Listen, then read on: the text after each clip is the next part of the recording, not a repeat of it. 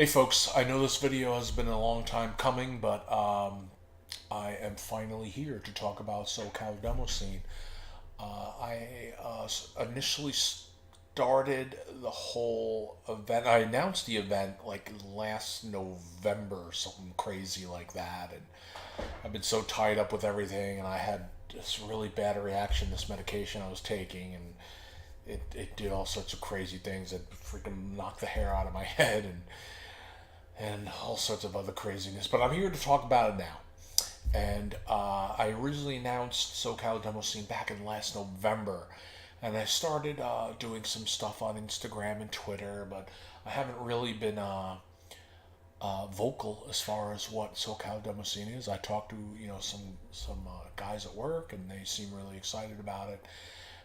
And I really want to talk to you all as far as what I perceive SoCal Demoscene to be about.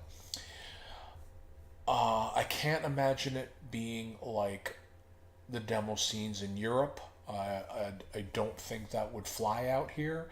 People are just not willing to participate on that level out here. I don't mind if people develop demos in their own time and then submit their work for them to view at the event, but I can't imagine having people drag all their stuff out all the way to the California desert to work on stuff during a weekend. I just don't see that happening. So what I imagine SoCal Demo being is pretty much a celebration of electronic entertainment and development.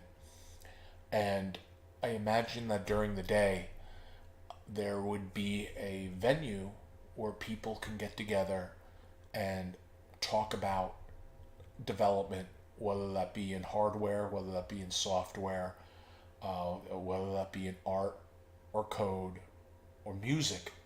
It doesn't matter.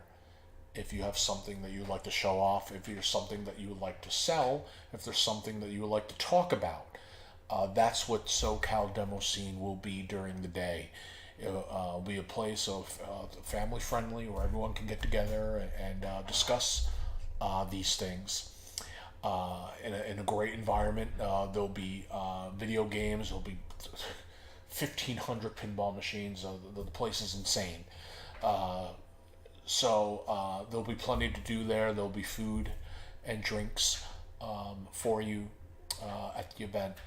And it'll be a lot of fun. I'm hoping to get people to come and talk about whatever it is they would like to talk about, as long as it's electronic entertainment related. I think that'll be a heck of a lot of fun. Sort of like the GDC talks. I imagine that type of venue. I think that'll be very, very cool. So that would be during the day, and when it starts to get sunset, we'll fire up the old projector, and you'll be able to sit down at nice couches, hopefully, and have there'll be drinks that will be served, there'll be food that will be served, and you can sit down and talk, and there'll be a DJ hosting the whole event, and he will be queuing up the demos for everyone to see. So you can sit down and drink and have a good time and talk and watch these incredible demos that are made all around the world. I mean, they're absolutely incredible. I'll put a few on I don't know if I can link them or whatever, but if anything, I'll probably add them to the favorites page, and I'm not entirely sure how I'll do that, but I'll go ahead and do that so you can get an idea of what these demos are all about. They're very, very cool, and they're a lot of fun. And if you have any appreciation of what the hardware can do of the particular machine that it's on, you'll be pretty amazed as far as what they're capable of doing. So that's what I imagine the demo scene to be, and hopefully it will get people motivated to be involved in making demos out here in California or even the United States and participating in this. I think that'll be very, very, very cool. And that's what these videos are going to be about. It'll be my progression in getting ready, prepared for the SoCal Demoscene, because there's a lot of things that I would like to do for the event. There's some displays I would like to get ready. Let me show you what's going on here. Boom! These are all the machines that I have personally collected over the years, and there's quite a few of them, and I need to dust them off and power them up, making sure that they're working. I'll probably need to service a fair amount of them, and I'll have that all in these videos over the next few months to show everything what's going on. Now, I have a few obligations that I need to take care of as well. There's some video game boards that I need to fix, and I'll record that as well. I think that'll be kind of neat for you to see that. So that'll be fun. So that's basically what's going on over here at SoCal Demoscene. I'm hoping to generate a buzz, get people excited about it. If there's something that you... Oh, wait a minute. Let me show this to you. If there's something that you want to show, if there's something you want to talk about, if there's something that you just want to present, by all means, contact me here at SoCal Demoscene. Say that you'd like to participate, or even if you just are interested in attending, please, by all means, let me know. Put your name down in the guest book, and let me know, because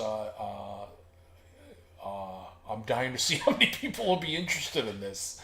So yeah, that's really about it as far as that. Oh, there's also one more thing. I've been working on the exporter for the Commodore 64, and last I left off, you were able to export IFLI images, which is basically saying it will take 2 bitmaps, put them in memory on the Commodore 64, and swap them very fast back and forth.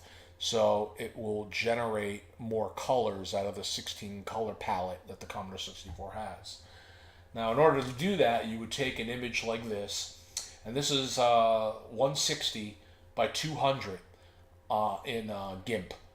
And obviously, you want to be able to see this, how it would look like on the Commodore 64. So I made this little plugin which sets up the multicolor in the Commodore 64. Now, the only thing you need to do here, unfortunately, there's no functionality for this in the in GIMP.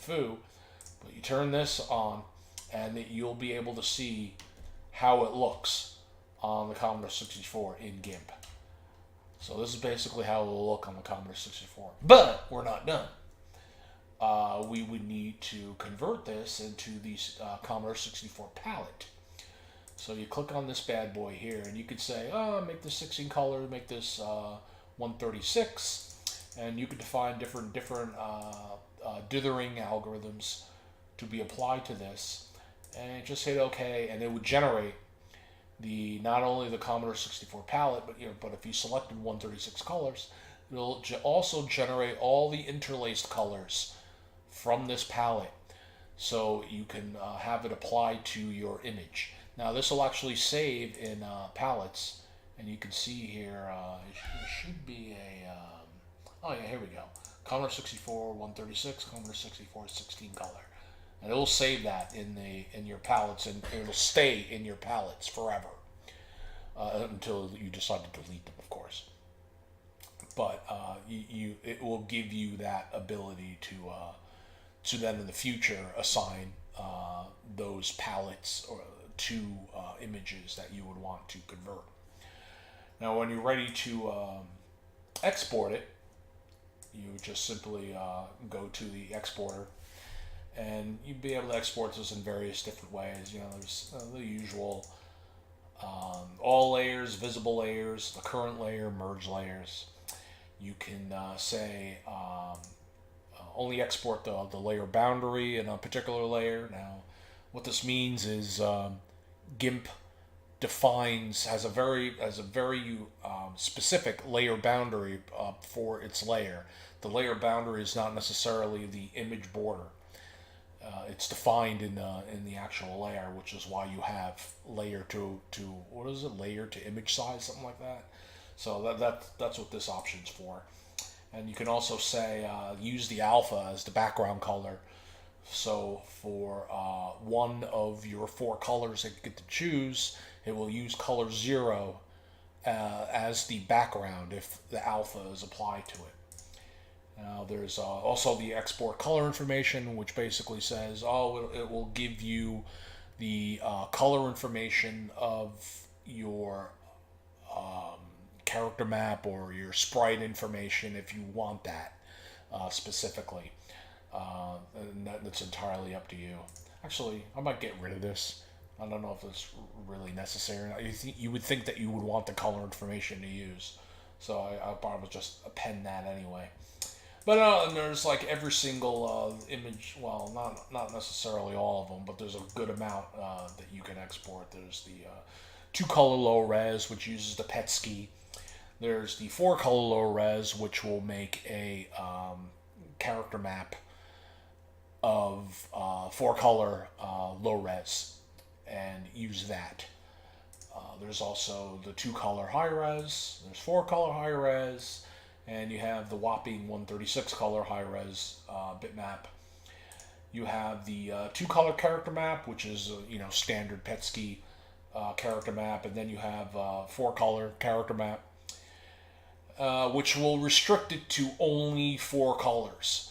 So you have to make sure that you set up your character maps to only use four colors in that image in order for it to export. Otherwise, it'll pick the most four popular colors and use those. And there's also two color sprites and four color sprites. And what we have here is that you can also say you have a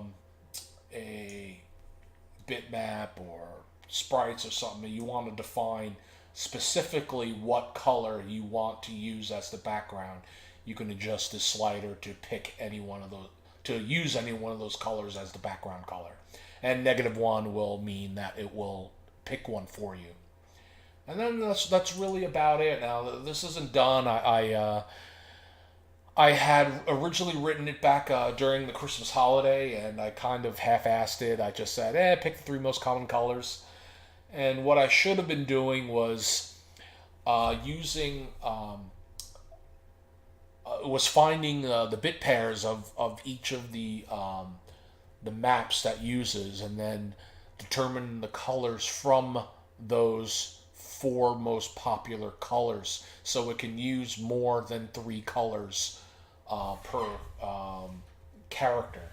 Because if you look in here, this will be actually generate more than three colors just by combining more of the colors 1 and 2 to define colors in there.